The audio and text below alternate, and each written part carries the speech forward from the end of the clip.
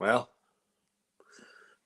Sláinte, and indeed, I hope I'm live. It tells me I'm live.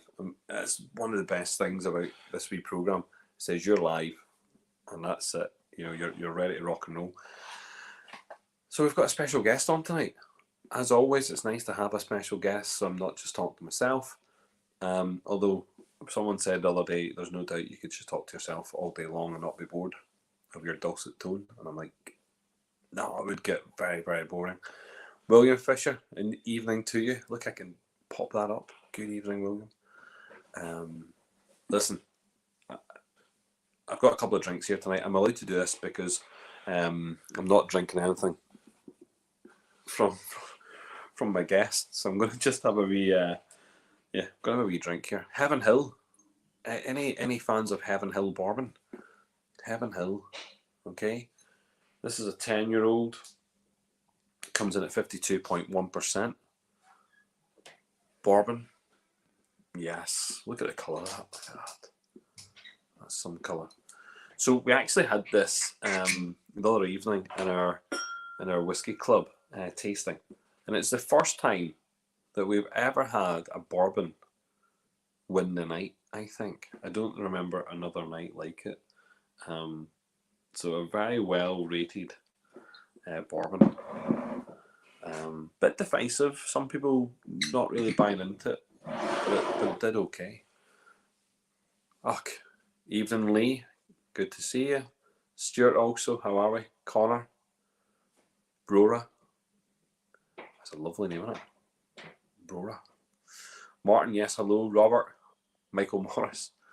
Cask sold to Cooley. Yes. The Heaven Hill casks. Stunning. Oh, it smells great. Andrew. About you. Stealing my tagline for Belfast Whiskey Festival last year. About you. What are you on about? Good to see you.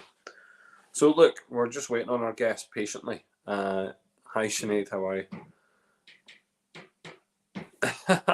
Never know what surprise is going to. I'm always going to unleash surprises. I don't think drip feeding the audience is a fantastic marketing technique. Someone told me that once, and I just think it keeps that suspense on the go. Sure, why not?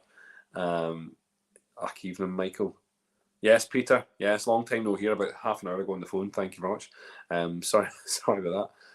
Hello, Wayne. How are we? Look, it's a lovely crowd. Loving having a crowd in front of me.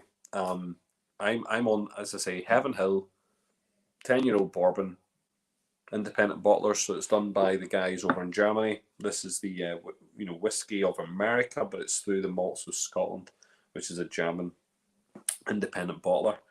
Only 245 bottles of this. It was really, really good. Really enjoyed this one. So I'm allowed to drink this because tonight's guest, and some people would have got it from the clues. I mean, if you didn't get a pair of shorts and a cross, I don't know how much more of a clue you needed to get that. You just put the two words together: short, cross, short, cross. I mean that was simple, like. So yeah, and no, Robert, you were right, but there was no competition. Life's not all about competitions. You can enjoy it, and yes, Richard, it was lovely stuff. That's why I'm drinking it just now. So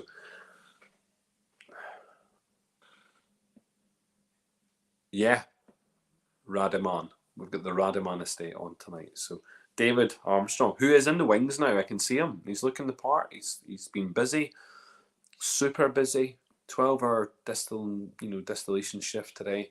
He is wrecked. He's going to come on here. Hopefully, I can invigorate him. Make him feel super special. He's not on the drink tonight because he's after this. He's got some studying to do. So yeah, he's a busy man. So David, when you're ready, you just put your thumb up and I bring you in. Hopefully your audio is great. Yes, good. Let's bring on. Okay. Thank you very much, Shimney. Yes, there you go. So welcome to the madhouse, as it were. Hey, there we go. Excellent, David. How are we? Yeah, good. So just trying to make sure I can hear you okay. My audio okay? Your audio is fine. I can hear you okay. Yeah. Perfect. look, people are saying hello to you, so obviously you're known by some people. I'm guessing you must be popular in some circles, David. I wouldn't know what they are now. Good evening, everyone. Look, very simple. You've watched some of the series already. Very laid back. It's all about you. It's all about your distillery. It's all about the liquid. And yeah, I'm very, very excited to hear chat about what happens. And I'm getting this right. I'm going to keep on saying it. Rademon Estate. Yes. Rademon. Am I saying it correct, David? Almost there. Oh my God. It's taken me so long to try and get it right. Don't worry. If you're not local, it's not the easiest. That's what it is, right? Okay. Right. So explain to us who you are, David, because there'll be a lot of the guys in the room who won't know who you are. Maybe they've not even heard of your distillery, because actually you've been very quiet, under the radar, not lots and lots of chatter about it. And again, most of the chatter would have been in the local area in Northern Ireland, and maybe just further afield, you know. Yeah, so I suppose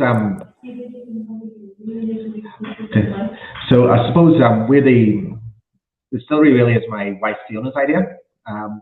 Back when her parents took on Rademon Estate, so over 20 years ago now, she'd been reading, I think it was Townsend's book on the lost distilleries in Ireland, and she had said to her father at the time, you know, wouldn't it be great to do something here at the distillery, at the estate, with all this heritage? It'd be great to bring back something that's part of our cultural heritage.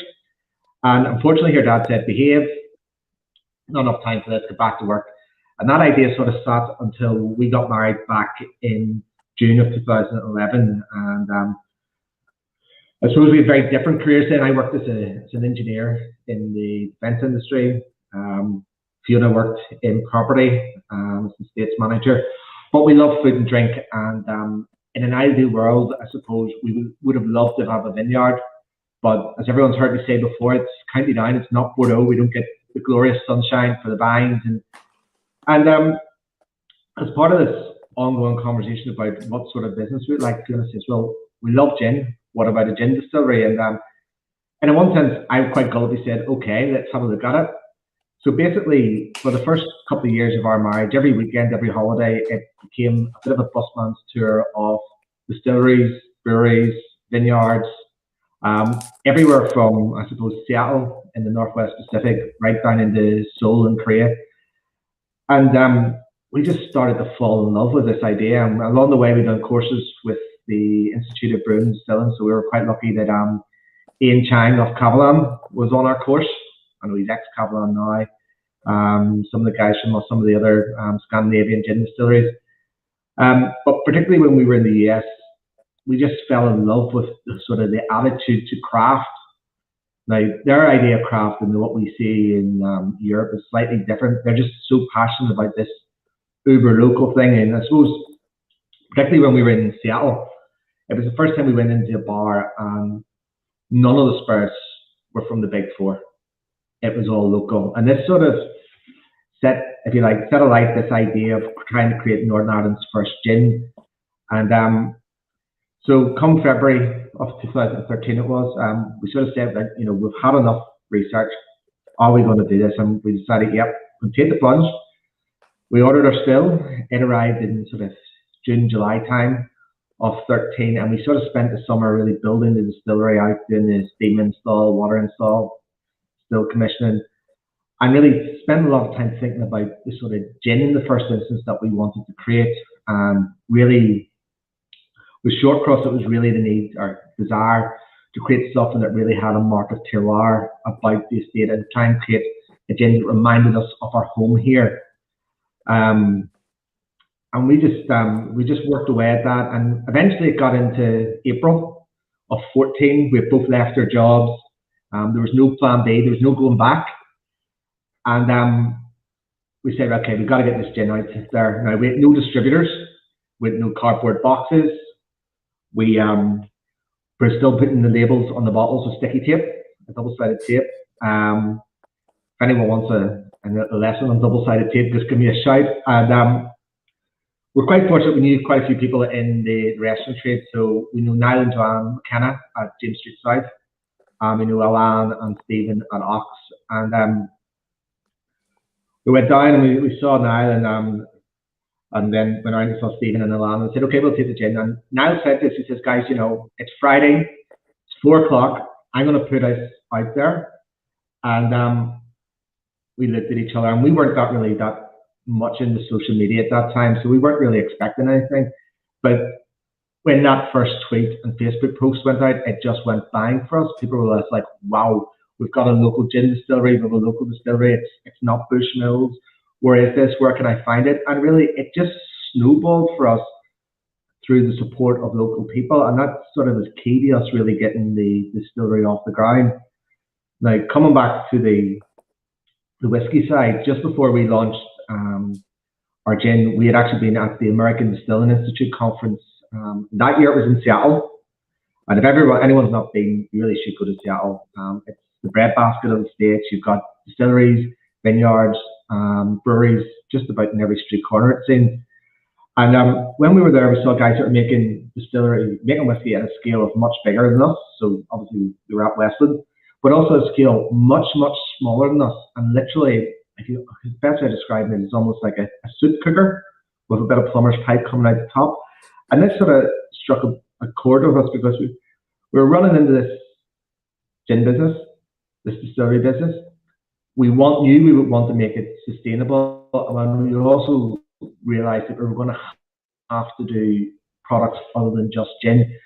And we're great believers in that you should make what you love. And I happen to like malt whiskey.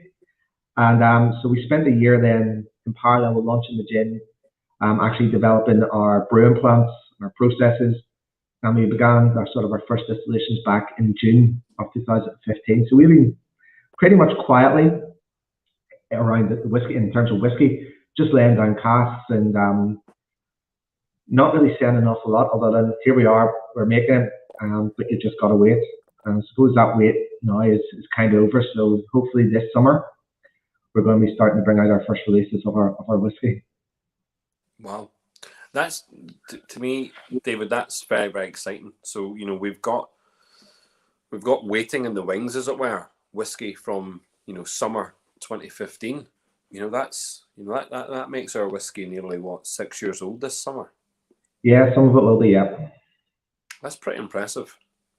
You know, and it'll be am I right? And correct me if I'm wrong. So far, that will be the oldest released new make, as it were, new spirit, new whiskey into the Irish market. Yeah, well, as far as I'm aware, anyone can correct me if I'm wrong. Yeah. But as far as I know, it would be, yeah. That's pretty impressive as well. You know, it's nice to see people taking their time, biding their time, waiting. There has been a whole conversation about people throwing whiskey out way too young, way too quickly. If it tastes right, I think for the consumer, that's what we want. We want it to taste right. We want it to be, you know, good.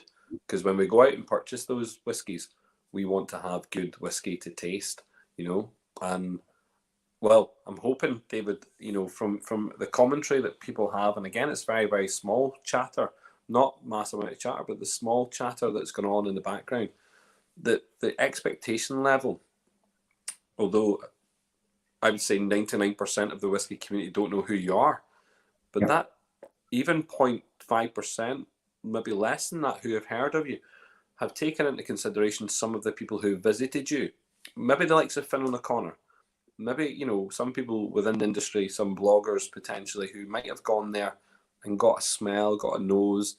I don't know whether or not they've had a taste, but they have come back with really good reports. So me personally, dying's the wrong word, because that's an awful word to say when we're chatting away, but I am very eager to get tasting, you know, your whiskey. And I'm thinking to myself, you know, and again, it's just to get that message out there, that this is very historic. You know, for me, you know, seeing whiskey coming out of Northern Ireland, other than Bushmills, you know, is historic. It is a historic part of, you know, and its legacy, and, you know, and a future hold of Irish whiskey industry back here in the north of Ireland. And I think it's very, very interesting. I think if people don't jump up and down, shout, go wild about what's going on here, then, we're missing a trick. For so long, we've had the big boys who have kept the industry going. And, really, we should be extremely thankful for them. But at every stage now, any distillery producing liquid and being able to put it out into the market, and for us as a consumer to be able to go and purchase it, we really should be just grabbing hold of that with two hands, shaking it, drinking it, doing what we can with it, because it really is. It's a huge, it's a huge success story for yourselves, and well done for the two of you for being very perseverant. Because it's not easy. It's not a simple task. And let's be honest, the short cross gin is big here in the local market. I'm sure you've gone elsewhere, and it's big elsewhere, but it's big here in the local market. A lot of people, you talk about Irish gin, it is short cross. I mean, that's what people, people click onto that, and we've got a lot of new, gins coming through, obviously, and gin has had its massive boom in parts, but it's the whiskey business now, and I'm thinking that both you and Fiona know that and see that and realise that it's something very special, and what you guys have done here before we've tasted it, it's very special. I think for us, it's exciting to see the industry as a whole really come back. Unfortunately, I'm old enough to remember the remains of the Irish Distillery, which was the old Gallagher's Bonnet Warehouse in East Belfast, the Avondale Distillery down near Coswater Leisure Centre. But I suppose the sad thing is that with the whiskey industry is that it was a massive part of our industrial heritage that we more or less lost overnight in 1929. Mm-hmm. When DCL closed the Belfast distilleries, it just wiped out, a massive part of our heritage. So even in a small way, to be part of bringing that back is actually really, really, really exciting. And for us, we have kept things quiet because that's just the type of people we are. We like to keep things to ourselves, but also we don't want to, we've put all this time and effort, so we don't want to disappoint people either. And I suppose, if I'm honest, we don't want to disappoint ourselves as well. But we've been doing a lot of things that other people haven't been. We were the first distillery outside of Cooley to bring back malt, or peanut malt. So we were the first distillery, probably in over a generation, to start distilling peanut malt whiskey again. So quietly now we've got. And just to stop you there, David, that is major news. That is massive, major news. That in itself, knowing that knowing that we have a distillery in the north, that has started that production, and very soon we will have for our consumption, whiskey from the north of Ireland, peated malt. That's huge news. That is massive. Now, we are aware of maybe some of the other distilleries, copying onto that. Maybe they've started doing, some stuff. Look, we are aware of that. But for you guys, as I say, this idea that this whiskey has been, coming to fruition in the last 6 years, that we have something very unique. The peated malt element's just, that to me is mind-boggling. I absolutely love peated malt from Scotland, and I love the Connemara stuff that we get from the Cooley distillery. And so far, the other peated, product that I've had has been influenced. It's been manipulated somehow. But this is true peated malt. This is true single peated malt. Yes. Yes, and it's full fat. It's double distilled. It's not triple distilled. So full fat. Love it. I got into whiskey through a tasting at Belfast International Airport, and I was quite fortunate because it was a tasting with the original Connemara Turfmoor, and it just blew my mind. I like barbecue food. I like that sort of smoky influence, and this thing was just sweet. It was smoky. It was rich, and it was just different from anything I had before at that time. And I just love that. And in our mind, when we started to look at the business side, we could see this gaping hole that no one was doing peanut malt. So we searched for a long time to get someone that would supply it to us in a format and in a regular way. And we're quite fortunate that at the time, Alan Dempsey, who's now at Royal Oak, he was heading up Minch Malt. And Alan, the first thing was he laughed at me. And then he said, okay, I'll see what I can do. So actually those initial conversations are actually one of the reasons why a lot more people can get hold of peat through Minch. It was actually what we've done, which is not what we expected, but that's actually just the way it worked out. So, but it's not all that we do. You know, No, it's going to be a stop massive there part, but David, it's not going to be all that we do. Just before you come on, because there are other elements to your whiskey, and I want to explore every single one of them. I'm just conscious that we have two questions that are very similar. So Andrew Galway is obviously saying fascinated to get to tasting. The first release, he really wants to taste that, but he's asking what casks you've now used. Now, I think before you go on to talk about the different spirits that you have, the different whiskies, because we've touched on the peated. What about the casks? Because this question here is, what casks have you used in your first batch? I think that's a really interesting question. Well, if I'm honest, I'm not going to tell anyone because I want to keep that until we do the launch. You know, sometimes Yes. this is an industry where we do too much talking before the release, and I don't want to ruin that. I want to give people that surprise when it comes. Yeah, and I think Peter obviously just bucks that back up with how many bottles and when's it going to be released. But I think to me, you have a varied amount of casks in there. You've not just gone bourbon alone. You've got different types of casks that are going to be used. So I think Andrew's Andrew's question is really good. But you've got let's explain the amount of whiskey that you have. In terms of the different types. So we've got peated malt. That's number one. We're not going in any specific order, but that's number one. Yes. Yep. What else have we got? Regular single malt, made a variety of ways. We have pot still, which we're really excited, and with something else there. Now, if anyone got to in 2019 our second NI Science Festival tasting, they may have got to try that. And that's maybe the distillate that I'm really excited about. I'm excited about it all, but I'm quite interested in this because I know no one else is doing it.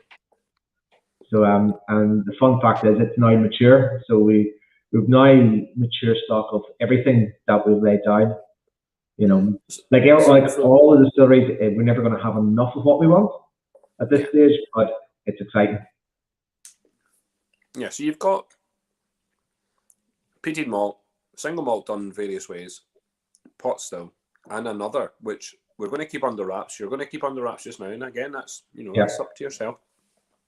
But that's interesting because if people are smart, they can start to think about what that is. We can start to have a wee thought process with what goes on there. That alone, David. Some distilleries will only focus on one thing, single malt. Bushmills are a single malt producer. They might have blends, but those blends are supported, by other elements elsewhere. Single malt, Some might just go down. Let's have a look at just the whole Redbreast Avenue. Redbreast is single pot still. The Middleton, IDL is really along the idea of single pot still. For you to have such a diverse range of whiskey, I mean, that again, what's not appealing about Shortcross? What is not appealing? Because there's nothing that's coming out your lips that makes me think, I don't want to try this. I don't want to be anywhere near this. The complete opposite is making me think, if I don't get to try all four this year, I'm going to be deeply disappointed because I want to be able to grasp that, as I say, with two hands and get involved because that's really interesting. I think people will bite your hand off.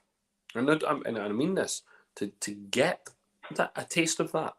Your Shortcross labelling, your Shortcross branding, for the gin, as I say, is iconic in Belfast. In fact, I was on Boucher Road today.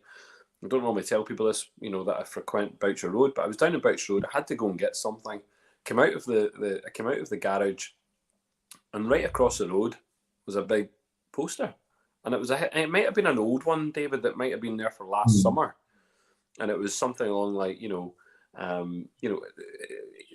it's just an iconic image. The Shortcross gin bottle And I think that when you told me the other day, when I was saying, I was trying to pronounce the name of the estate, and I was being very, I was bludgeoning the name, was not doing very well. And you corrected me and say, listen, don't worry about it. We're going to call it Short Cross Whiskey. That's pretty cool. That's cool in itself, because you are kind of going down that route of other distilleries who might choose to call their product not by the distillery itself, by the distillery name. And if we were in Scotland, you might be forced to call it under your distillery name, potentially. And yet here you have the ability to call it something else. Yeah, I think for us, one of the things that we've always loved about our main brand is Short Cross is, it's easy to say if you're a non-native English speaker, like, I'm not going to embarrass myself by how long it took me to pronounce Bruichladdich or some of the sort of Scotch Gaelic names. So one of the things when we thought about our branding was actually to make something that's easy to say, easy to pronounce, and then, that makes life a little bit easier. At the end of the day, it is a business, and we have to think about how we're going to sell these things, how we're going to market these spirits, actually some of that stuff, when you actually get into sort of that whole branding side, it's actually some of the most fun stuff that we've actually done on this distillery journey. But just coming back to the 4 styles of whiskey,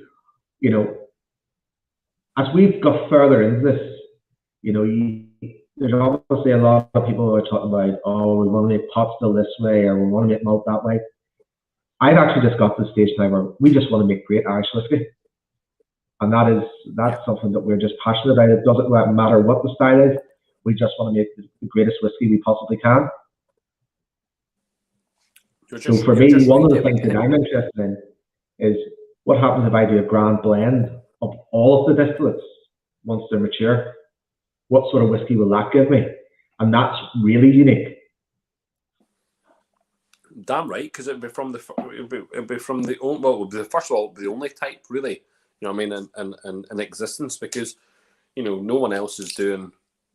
Well, G&D at some point is going to be doing maybe one of those ones that you talked about at the end there, that you don't want to mention, but no one else is. I can't think of another distillery that has as many, at the same time, that have the ability to do such a thing. I'm going to just start. I'm just being conscious that I'm having an RV drink. I was drinking before you came on air. I was drinking a Heaven Hill 10-year-old bourbon, and I thought, that's okay. Because I don't have your whiskey yet in front of me. And I'm going to just have a 17-year-old Aberlour, which is a 17-year-old Aberlour, which is finished off in Guyanese rum casks. So I'm just going to have a wee sip of that, cask strength also. Just because I was going to have some gin, but I thought, I just need whiskey. I'm on the whiskey. So that's where I'm at. We did have your cask stage gin, which was really nice during the Christmas editions of the tastings. Went down an absolute treat, I'll be honest. One of my favourites. Yeah. Oh no! Do you know what? Really was good, and I think that we had people on the tasting who were automatically trying to purchase it. They were freaking out when I said you might not be able to get it, because I couldn't see it on the website, and they were like, "All right, panic stations." But you were lucky. I think you came on for a bit of chat. I think people got a bit of, I think their hearts started to slow down when you said, "Don't worry about it. You can get some." But yeah. No, sorry, that I'm just Aberlour. It doesn't, for those that drink Aberlour whiskey, you're used to sherry bombs. Aberlour's sherry cask finishes usually, or sherry caskings indeed. But this is a bourbon cask, 17 years, and probably finished off probably for just under a year in a Guyanese rum cask. And we tasted this the other night in our club, and it's just petrol in the nose. Petrol, lots of petrol, lots of like real tropical fruits coming straight off the nose. But this is one to taste. This is good, but it's not Irish, and it's not Short Cross, and it's not. I will not beg for whiskey, never. But I am uber excited and uber eager to try it. Yeah.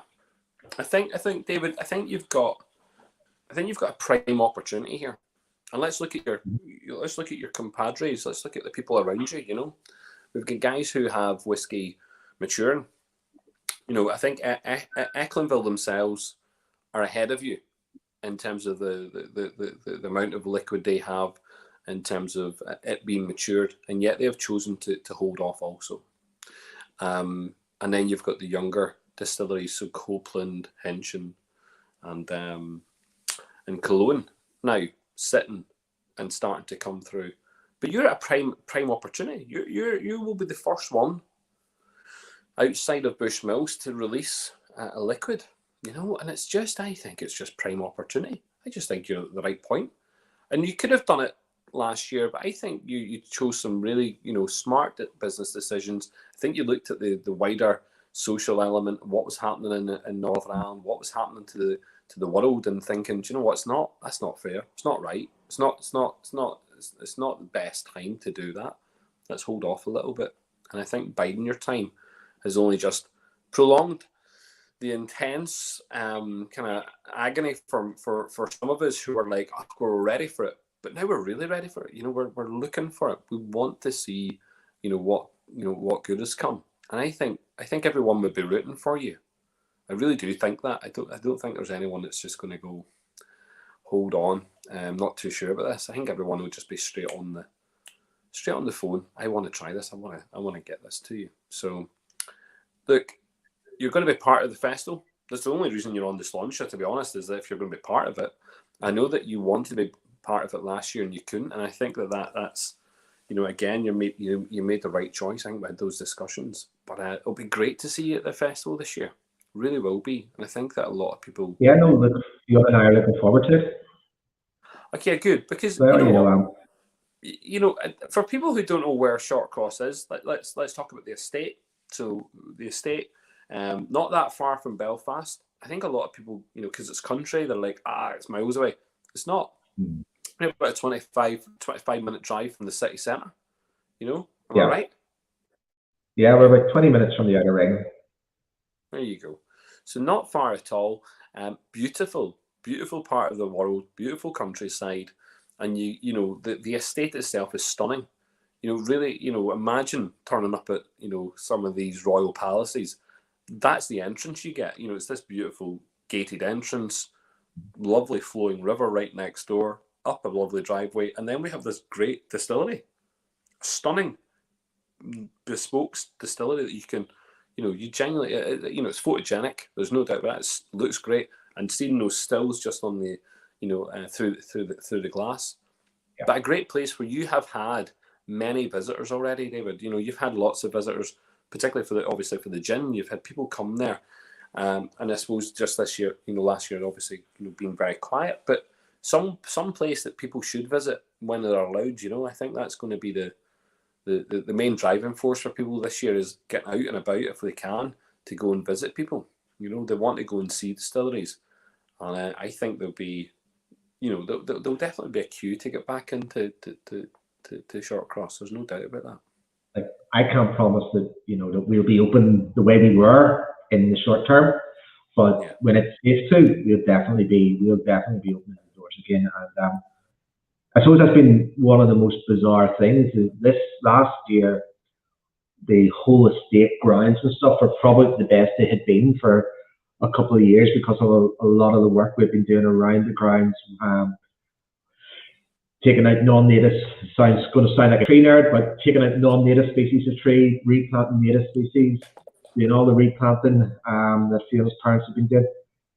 And it's just like, there was one point, I think it was at the start of June, and I was just like, next week's World Gin Day, the weather is glorious, we should have people here. And it just didn't feel right. And for us, you know, the slog that we went through to get to the point where we could actually get a liquor license, allow us to bring people on site in the first instance, it's heartbreaking, but you know what? When it's safe to do so, we'll have people back, and I cannot wait. And up until now, we've had great gin masterclasses, great gin experiences, cocktail evening, but we've only scratched that one area, which is gin. And in one sense, I'm excited, but also bloody well afraid of the different type of people that we're going to get with the whiskey, because it's a level of geekism that you just don't get with the gin crowd. You know, I mean, the whiskey's going to be different.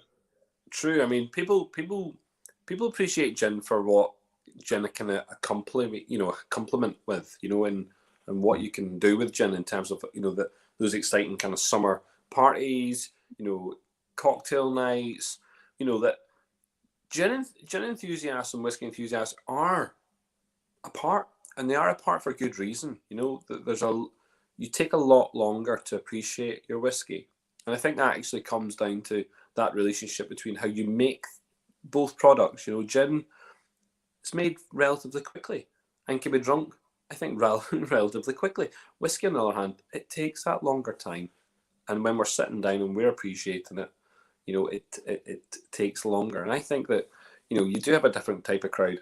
What I would say is the enthusiasts, the whiskey enthusiasts, are very keen, and I know Peter's asking lots of questions. He's asking questions that are more geeky than the gin question, because gin might ask you what all the botanicals are. That's super, and you should be able to answer that quickly. But things like this, I mean, did you install some column stills? You can answer that. That's pretty simple. Yeah, we have what are technically called pot column stills. As it stands, we're not allowed to use the columns for whiskey production, but we use them for gin and some other things that we're working on. But we hope eventually that we'll be allowed to. But really, they're a particular tool for a particular job. In terms of especially when we're just distilling our gin. So, but yeah, I'd like, just for the sake of being able to do it, to use them just to see what the difference would be, because I think that'd be pretty exciting. If anyone knows that one of the things that we're obsessed about at the distillery is we're obsessed with fermentation. So your typical distillery will be a 60 to 72 hour fermentation window. We're 144 to 168 hours in our fermentations, because we want not ethanol, but we want flavor. So how that when it's distilled in terms of columns versus pot, I'm actually really, really interested in, just to see, can you tune up floral notes? Can you lose weight, add weight? What else can you do? So, although I can't, it's something that's on my radar that I've been fighting to do for the last 2.5 years. Yeah, I think, funnily enough, I mean, tell me how it works in Middleton specific. Do they at one point, do they not put a pot still through a column still at some point in part of their distillation process? It's a technical thing with the Department of Agriculture about getting into it, because it doesn't operate how a column still is described to operate in terms of a traditional coffee still. They can't get their head around it. So basically, we've got an indirect heated batch operated column still, but because it doesn't operate through direct steam injection and operate continuously, it's not a column still then. So sorry, geeky answer, but no, and that's what these guys need. He's also asking about cask strength. Now, you would be true to this idea of Scottish whiskey being, rough around the edges potentially. You understand that Scotch whiskey is double distilled. You get that, and you appreciate it. I know you drink Scotch, and also I know that you appreciate cask strength whiskey. So I'm assuming that you're going to have some cask strength whiskey on the go. Yeah, I don't know whether or not our first releases will be. It's something I would like to do. We've got the way I look at our cask program is I'm basically creating a palette of colors, and some of those colors will be better in the foreground, some will be better in the background. So I don't want to get tied in and say, oh, well, everything we're going to do is cask strength, because not every cask, not every distillate will be best at cask strength. So, I think when we look to do something like that, we'll look to try and find the right cask that matches, that will be shown best at cask strength.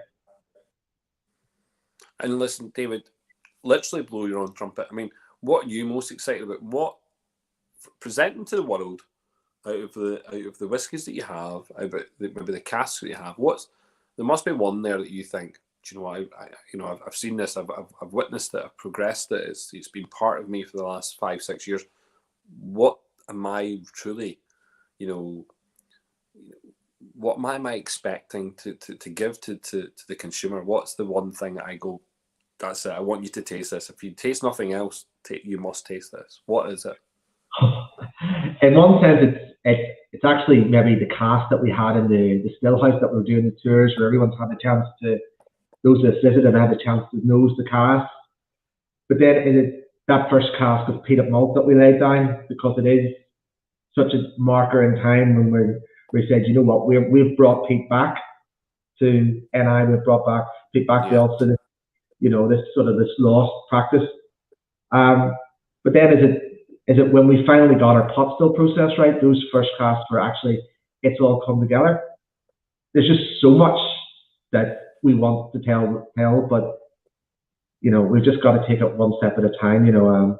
And you know, we are excited about it, you know, and there's a lot of talk, for example, about women in whiskey, but what people don't appreciate is that my wife Fiona, she is the first distillery, independently owned distillery operator that is a lady.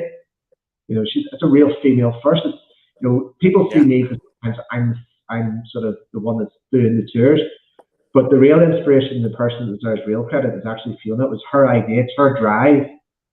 You know, I might have what people say is the fun stuff, playing about botanicals and operating still, but in terms of brand and marketing, that's a whole other game. And you know, she's really led that, and you know, it was her drive to do this. You know, no, I think at first I came along for the ride, and you know, but she gets the credit.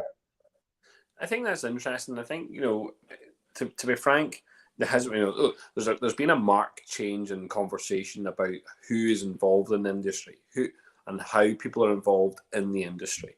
You know, and we've got people from all over focusing in on specifically Irish whiskey at the moment. You know, and we've got people, you know, coming over from England, you know, coming over from Scotland, you know, going into distilleries in the south, and it's nice to see. You know, it's nice to see that, because, you know, the you know, the kind of brain pool, the kind of people that we have here, the knowledge, that expertise has been lost for so long that we're having to regain a lot of that. So people are having to be taken in from different countries in order to make things work.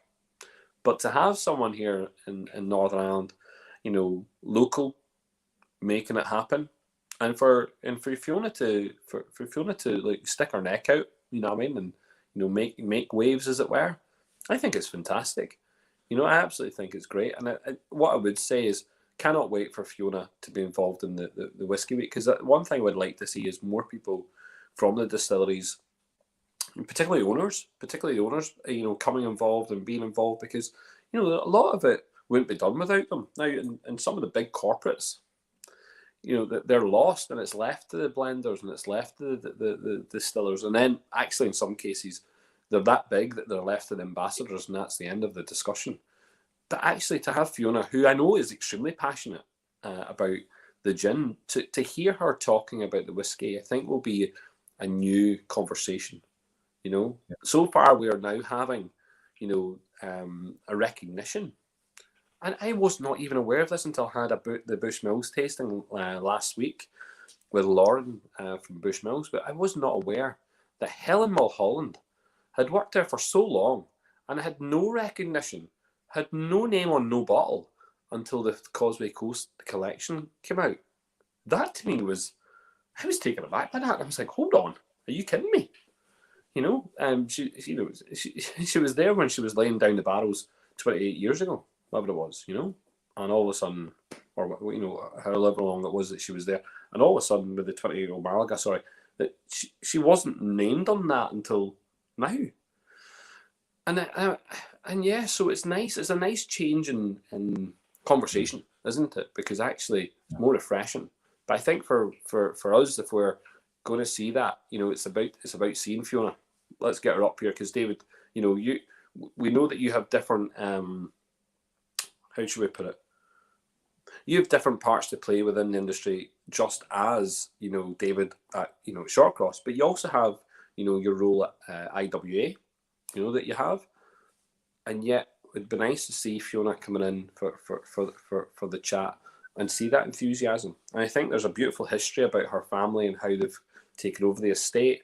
The short cross symbol relates to the estate itself as well. You didn't mention that, I don't think, but how that relates to the estate, you know? It comes from, so the term Shortcross is a reference to our local village, Crossgar, which in Irish and Gaelic means the short cross.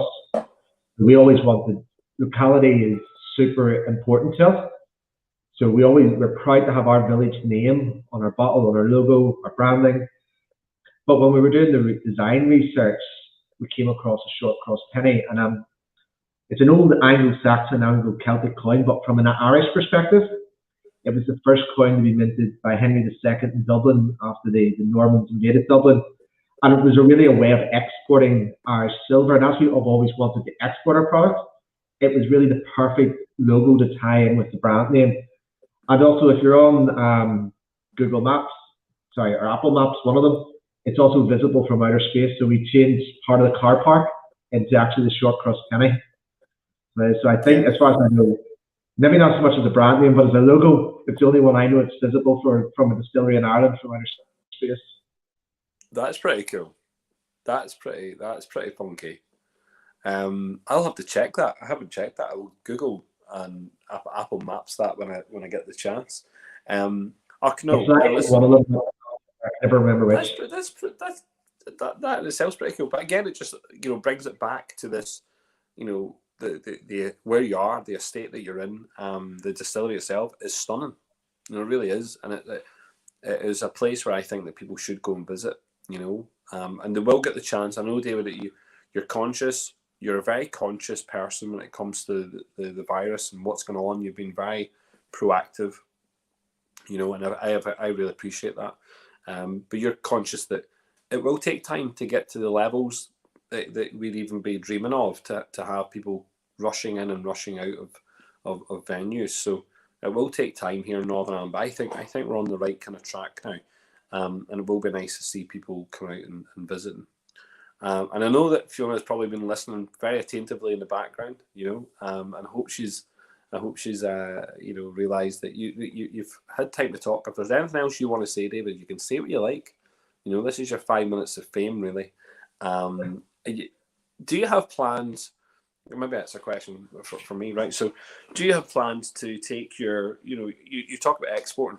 Do you have your plans to make this a global whiskey brand? Is it something that you want to get, out to Asia, out to America? Where do you see Short Cross ending up? Do you see it at the shores of Australia? Where do you see it? Yeah, well, with our gin, we're the first NI gin to be exported to America. So, like during COVID last year, we had a big news, which was our gin had landed in Pennsylvania with the Pennsylvania Liquor Control Board, but we felt it wasn't right to shout at that. But we're available in the US now with our gin, Canada, Australia, Japan, across Europe. So for us, we want to see our whiskey follow suit. At the end of the day, Northern Ireland is such a small country. There's only so many of us, even on island of Ireland or across the UK. And also, I want to go to the places my whiskey goes to, and my gin, because that sounds like a lot of fun. My gin has been the places I haven't been yet, and I want to go to these places.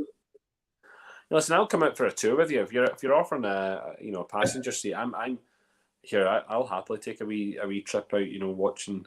Watching the gin and the whiskey float by in the Bahamas. Of course, if that's what you're saying.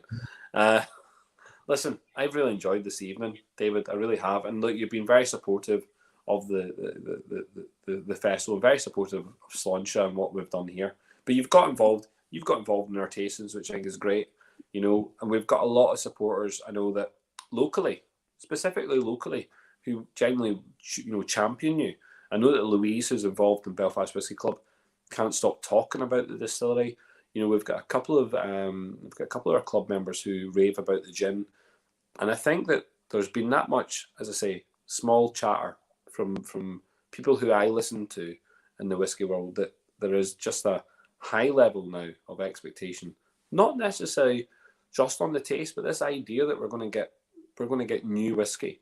So it's new whiskey and it's different. You know, it's peated, and this is brand new to Northern Ireland. You know, this is something special. So I think, look, you know, fair play and hats off to the two of you. Well done, and I'm glad that you've persevered, and I'm glad that your business is, you know, has managed to, you know, kind of see yourself through this really rocky time as well. Because it has been a wee bit hard. You've got some Marty McCauley having a wee bit of crack there. Look at that. Look, you're a really nice guy, he says. And look, Marty McCauley, you're not wrong there. David is a lovely fella. And he's you know, I think everyone is definitely looking forward to this. There is no doubt about that, you know. Yeah, I could, like, for us, it's a big thing. You know, we want to share what we've been quietly crafting away, and you know, as an industry, the industry doesn't need brands per se. What it needs is distilleries producing liquid, and that's what will give diversity, and what will keep, I suppose, a focus on an opportunity for Irish whiskey to grow, because it won't all be the same. It won't only be from 3 sources. You know, there's so much more, and I just think, good. You know, I think now is actually a really, really exciting time for the industry in Northern Ireland, the industry in the island of Ireland, and I just think it's great to see collectively what people are doing. But for us, at a very, you know, and I'll be a little bit selfish, you know, we're just super excited for what we've been doing, because we know that we were doing things before other people. We know that we have things that we haven't talked about, and we're just really excited to be getting close now to a stage where we're going to be able to share that with people. And I can genuinely say this: we also really appreciate the support from those that have supported us with our gin, and those that have, you know, quietly supporting us with what we're doing on our whiskey as well. And we just look forward to sharing that out with everyone.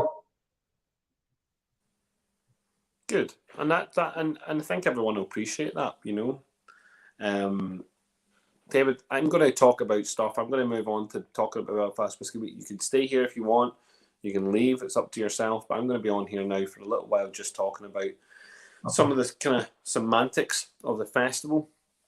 You know, you're more than welcome to stay, either here on screen or in the background. You're more than welcome. I'm going to join you in the background if that's okay.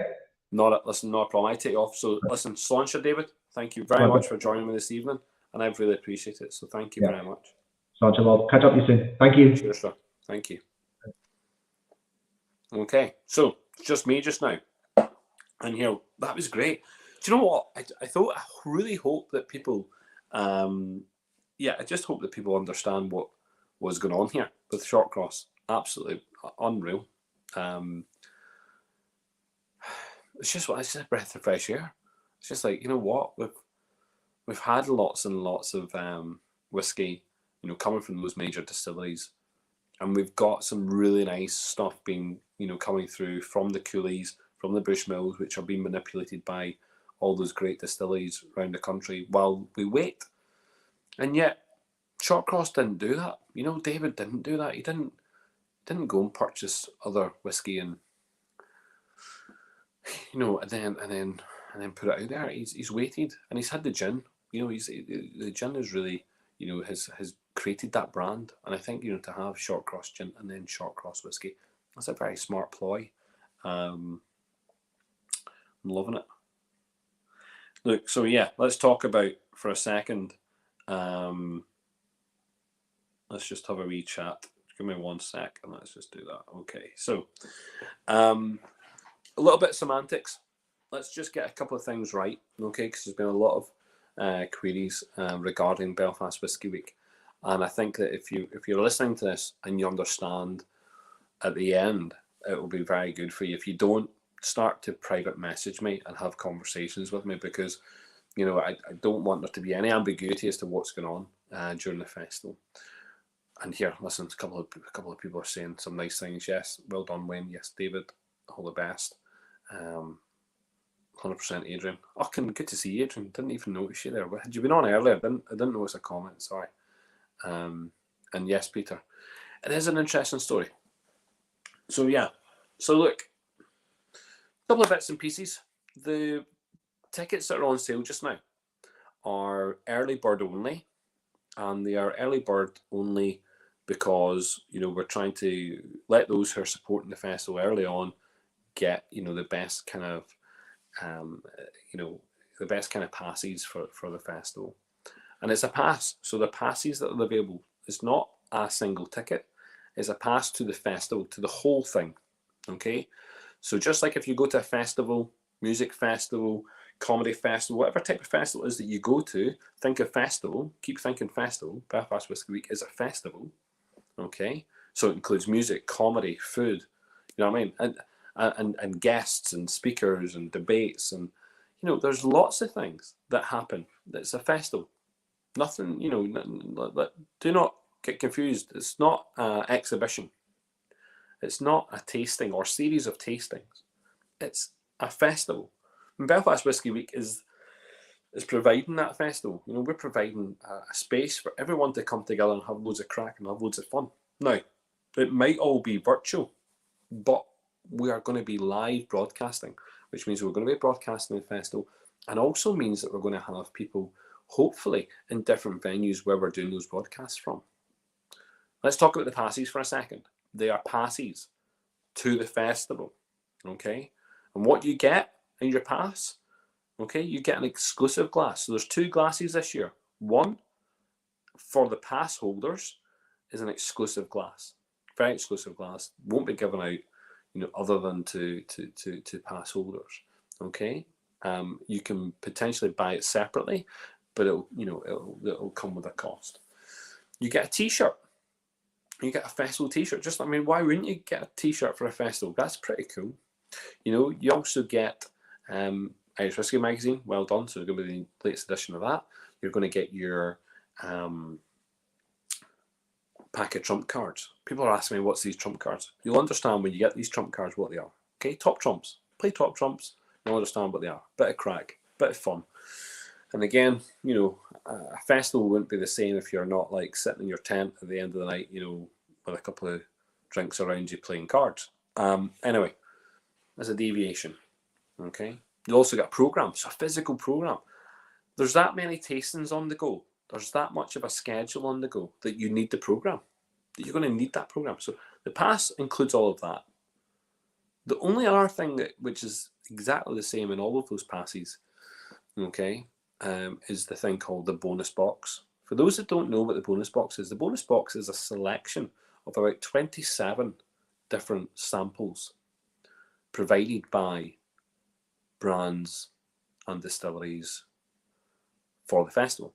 So that's 27 samples are in the bonus box. So bonus box equals 27 samples. And then every pass is different. So the green pass allows you to have one random tasting with one of the intermediate or introduction tastings. So it's going to be about 70 tastings throughout the entire festival. What the green pass will supply one introduction or an intermediate tasting. What does that equate to? What's in an introduction or intermediate tasting? So an introduction or intermediate tasting is 3 samples from that distillery or that brand which they have donated to the festival for people to enjoy. Okay, so that's what you get.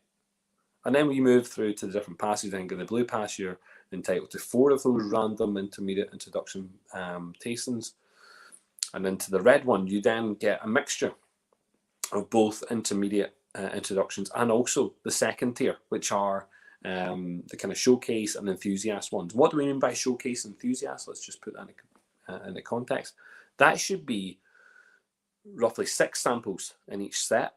And those 6 samples, again, are from the distilleries, from the brands that are being donated to the festival for people to enjoy while they're there. Okay, and yeah, that you want to be thinking about those kind of, I don't know, larger distilleries with a larger kind of a larger product line, and maybe deconstructions potentially. So deconstruction sets. There'll be some fun sets in there. So maybe looking at different types of whiskies from around the world. Maybe whiskies that pit against each other. Maybe it's Scotch versus Irish. Maybe it's world whiskies. Those the red pass is really, really interesting. The black pass, however, takes it to a new level. So the Black Pass adds in 2 specific tastings from what are known as master classes or specialist tastings. Those master classes and specialist tastings will be, again, probably on around 6, but potentially 9 samplings from the different distilleries, and they are really special. That they are high end and individual tickets. So let's put this into context. The early bird passes for the Black Pass, is discounted by almost 100%. Okay, so it's discounted by that. So if you looked at the price of the Black Pass and you thought, is it value for money? Well, the pass is worth twice that amount. And to look at some of the tastings that are involved in that, potentially one of the tastings in there, because they're randomized, one of those tastings might be the cost of the pass. And that then puts into context, like, to be honest, you really start thinking about the bonus box and what's in the bonus box. And I just mentioned 27-ish samples from distilleries and brands, which are for the whole festival. It's not one tasting, it's for the whole festival for you to enjoy, okay, across the whole festival. And yeah, and then on top of that, you have your randomized tastings that you're involved in. I would desperately concern yourselves with the fact that runs out. Like, I've given it a deadline. So I think I gave it a deadline of the 31st, and it will automatically revert to a higher price point. And that will last for a short time, and then it'll go up to another price point. So there'll be 2 tiers after that. And look, normal ticket sales won't actually start until sometime in April, probably mid-April. So there's a period when those that have bought the passes will know what tastings are going to. So we'll let you know in advance. Okay, and then from that, if you're missing out on a tasting, maybe you wanted to go to, you wanted to go to the Dingle tasting. Well, and then you wasn't in your pass, then you could potentially buy your tasting. But look, I think there's definitely plenty of chat that people can have about the tastings. Thank you very much for everyone who's adding people into the group, letting people know what's going on. That's very, very important. But more questions can be asked. Ask away, and I'll be putting in now. I'm just going to start going through some FAQs to make sure that people are aware. But don't be frightened to get involved. And people who are around the world, don't be frightened to get involved. This is a great opportunity to get involved in what will be, no doubt, the largest Irish Whiskey Festival in the world. But also, I want it to be the largest community-led festival in the world. I really want people to really get behind that idea. That, come up with suggestions. I know, and I'm going to call it out. Dahi O'Connell, fair play to you, son. No one has suggested W.D. O'Connell in the polls. But I'll caveat that. Anyone who was involved last year, I actually didn't, I didn't attempt to try and put in the people who were involved last year, because actually they're on first refusal. Any distillery or brand who was involved last year has a chance to say, listen, I don't want to be involved this year. That's first refusal. So I know that people have now, started to, well, someone put it on and all of a sudden people are now voting for it and start passing things. It wasn't meant to be like that. I would also say that we've got a poll going out. I might even put it out after this. So I want a poll to go out, which is looking at a charity for the festival to link to. Well, I would say there's only one prerequisite to that. The charity has to be based in Northern Ireland, but it can be an Ireland-wide charity. I want their head offices to be in Northern Ireland specific. So and look, we'll let everyone come up with suggestions, and we'll take it from the most votes on that. So I think that would be really nice. I would also say, if anyone from the distilleries and brands are watching just now, do yourselves a wee bit of a favour. We'll go into our chat just like Dahi had done, and I know that Sarah from McCall's is doing, and I know there's a couple of other people there who have gone in and they engage with the community. You've got a community there you can go and engage with, go and chat to them, find out what they want from the festival. So use the community for that, and there's no harm in doing it. I know that David might also. Look, there you go. David's he's feeling loved tonight. I think that's a very important you know, we have something very special here happening, and I'm looking forward to seeing what goes on. So listen, I hope that's answered some questions. No one was even asking questions there, and yet I've got a lovely wee crowd who are watching. So fair play. I'm going into the chat, into the community chat here on Facebook, and I'm going to be, as I say, putting up some posts just now. Listen, thank you very much. Sláinte, good night. Enjoy your evening. And the Aberlour, that was lovely. Oh, I didn't even get to show you my wee cake, sorry, just before I went. Yummy. Need a wee bit of cake.